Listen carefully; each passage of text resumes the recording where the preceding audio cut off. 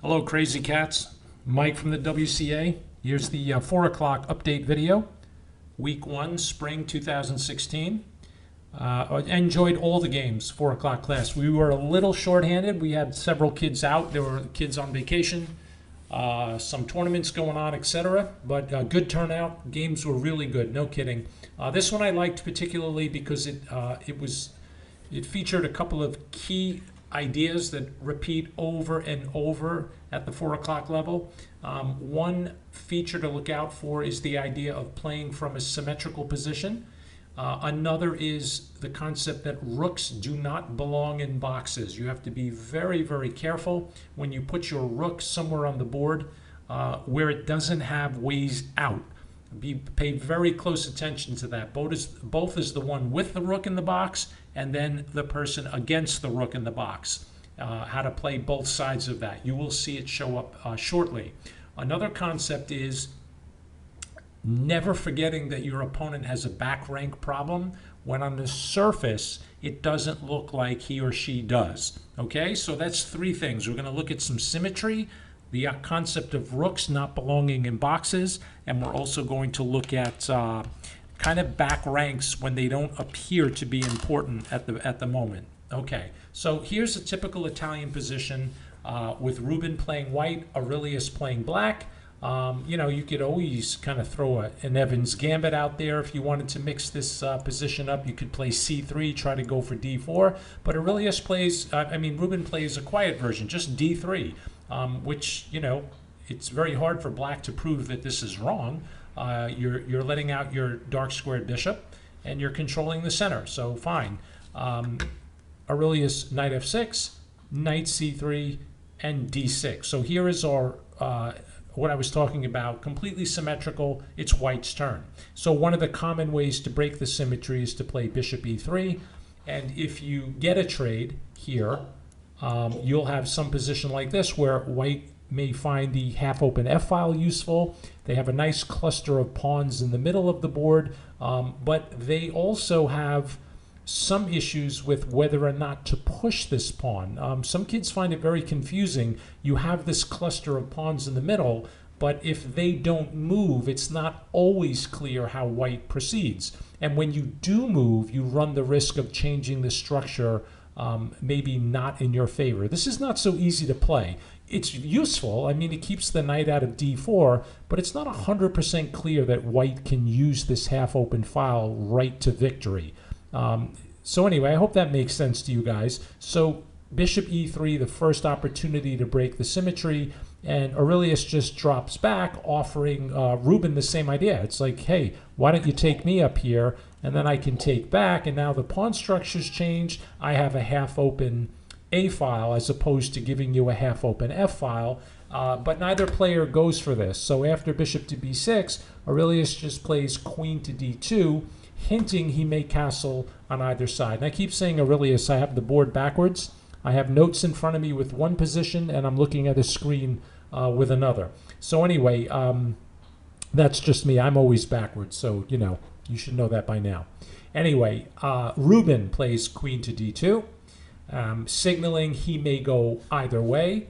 I like Aurelius's move, bishop g4, which attempts to take this knight, creating a weak square on f4 and also plunking in a knight on d4.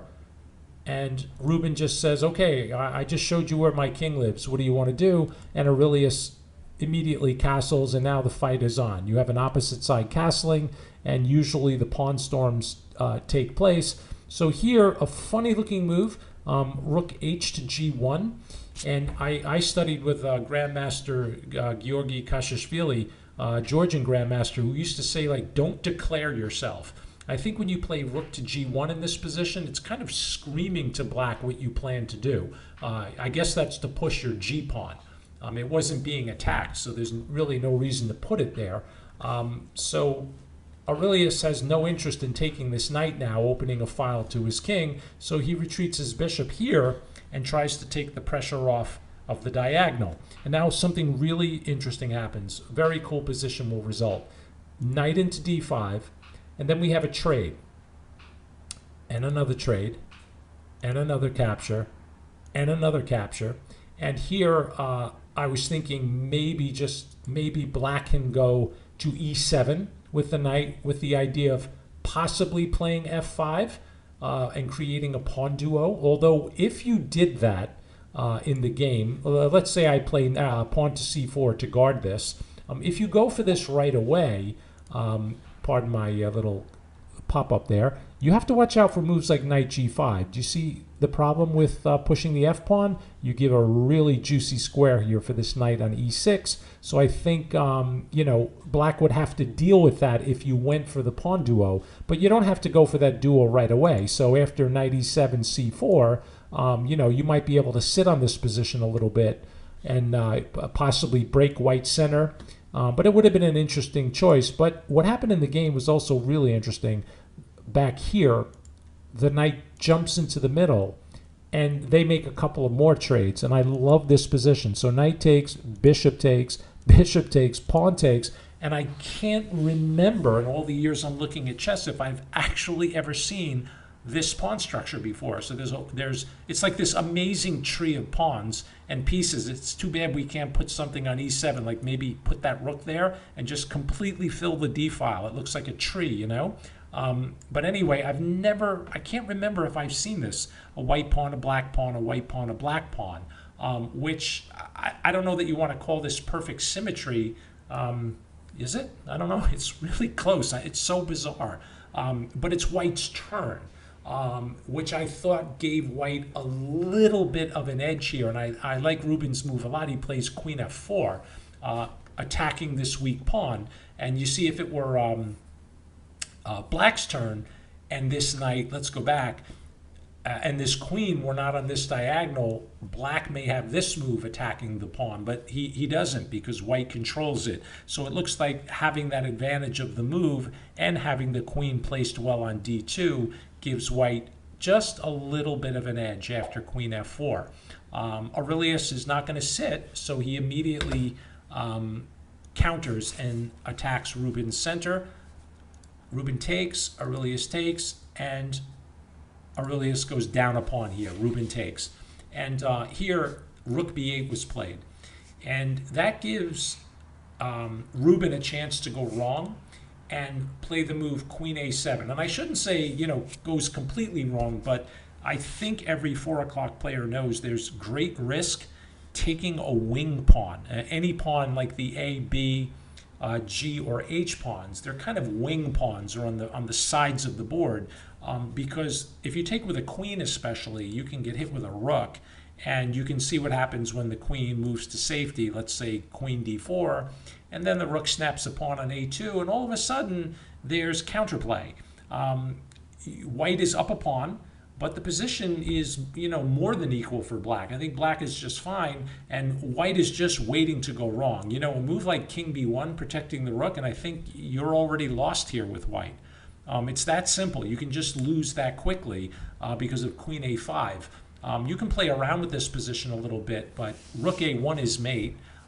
If you try to lift a pawn to create some space for yourself, I like the move rook e8 here. This wasn't mine. This was a computer's idea, because after this move, you positively cannot allow this rook to come into this second rank here, and there aren't really many good ways to stop that. You can't counter the rook. That's not going to work out because of a simple check, and you're getting overloaded on the bottom of the board. You know, king c2, and we just take a rook here.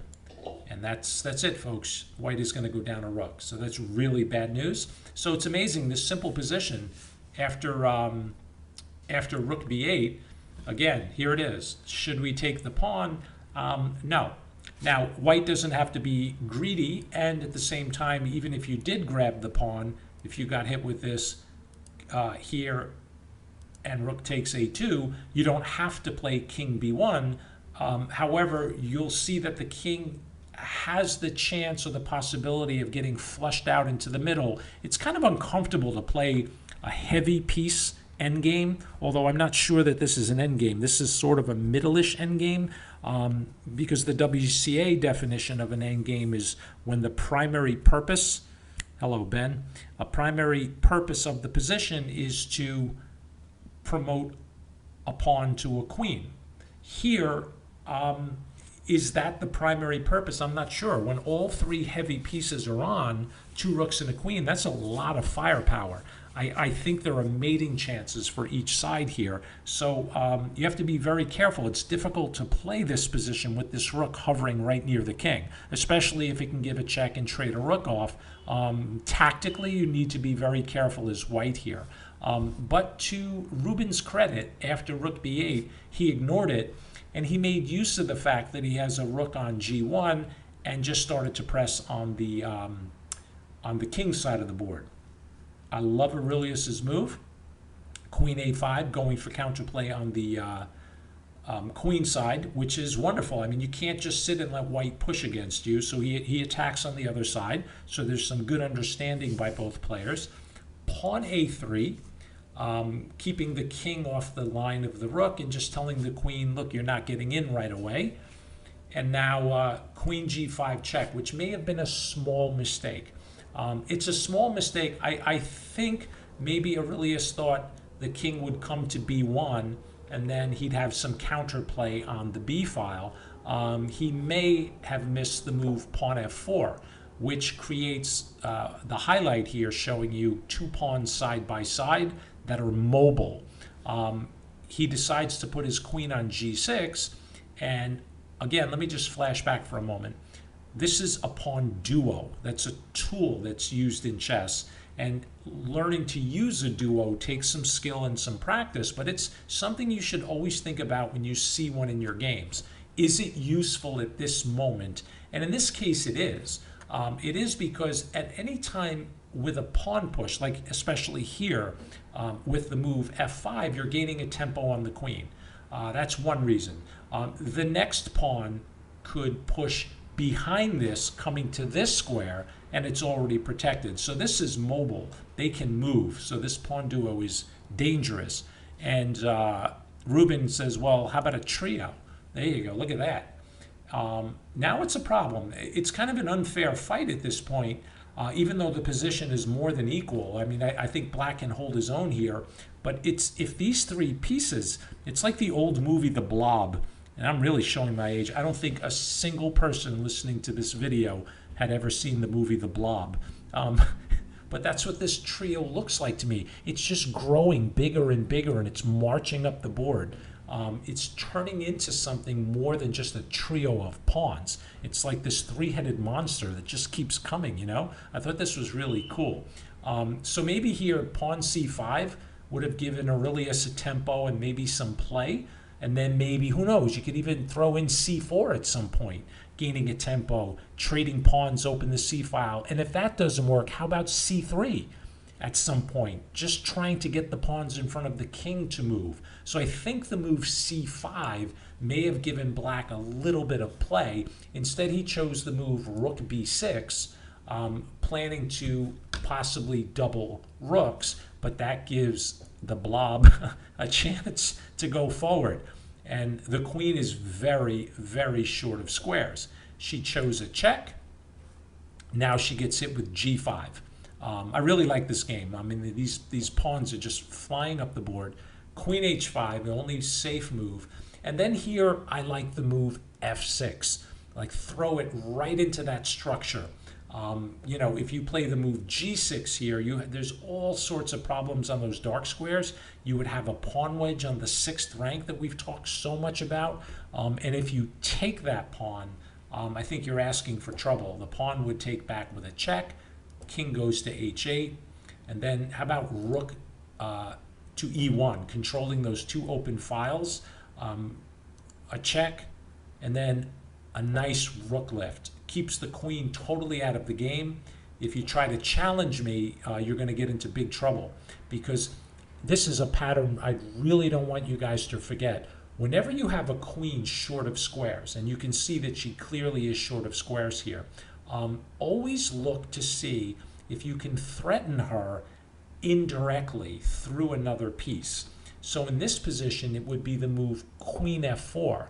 So do you see the threat that you create? You're automatically threatening rook takes rook with a check, and the queen would hang.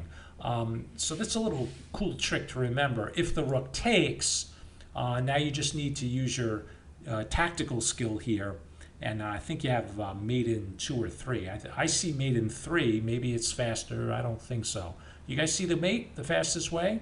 Just give a check on the back rank. The rook goes back. Just take it. And then king takes. And then just take the queen. And I think mate is unstoppable. Okay? So that's a cool variation that could have happened in the game. So instead, Ruben made the decision, or gave Aurelius the option to trade queens, which here I don't think you want to go for as white. And again, the only reason is the black queen is really short of squares, and with the queens off the board, this duo or trio, the blob here, kind of loses some of its steam or some of its pressure. Having the queen behind a duo can be very, very effective, especially if the opposing queen is short of squares. So I hope these terms are starting to stick. So the next time you're playing, you see your opponent having a queen short of squares and your queen having something to do. Remember, there's a pawn hanging here, plus the queen could come in and work behind these pawns.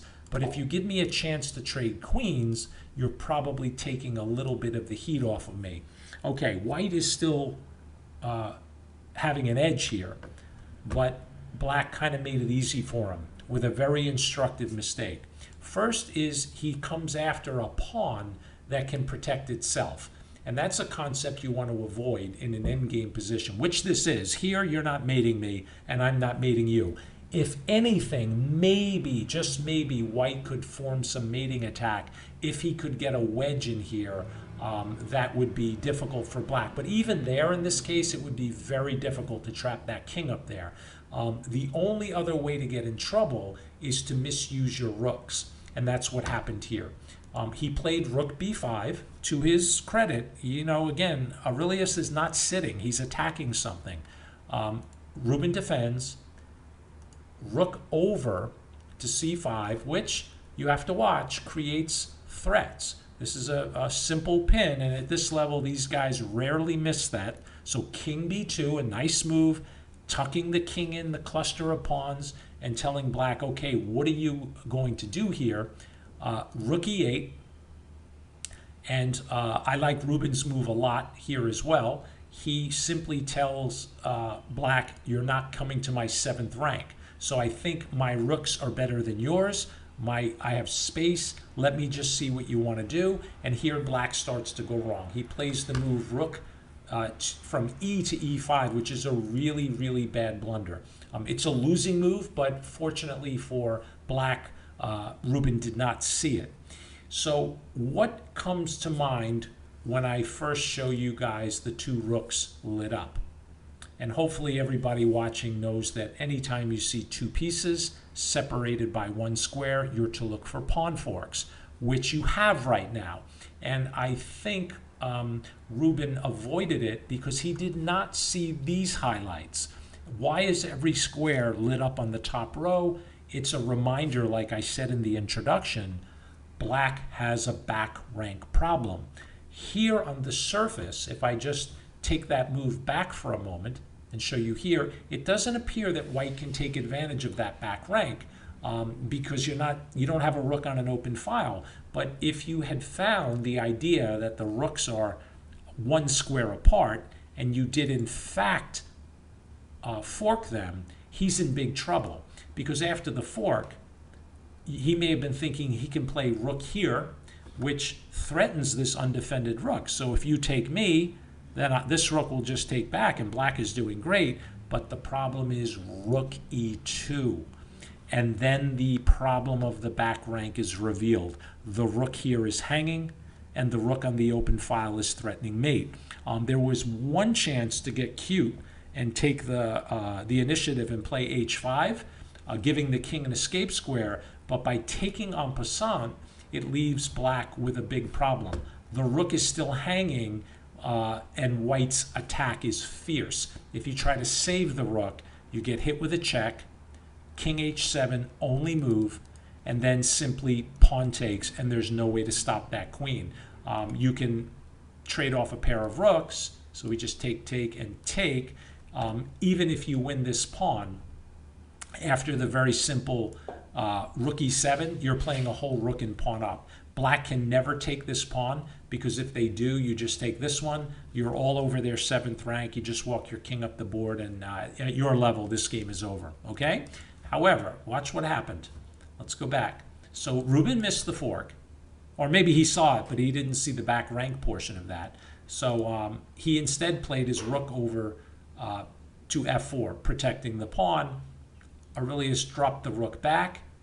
Here comes the blob trying to conquer and take over the whole city, and then Black decides to push a pawn and give his king a little bit of air.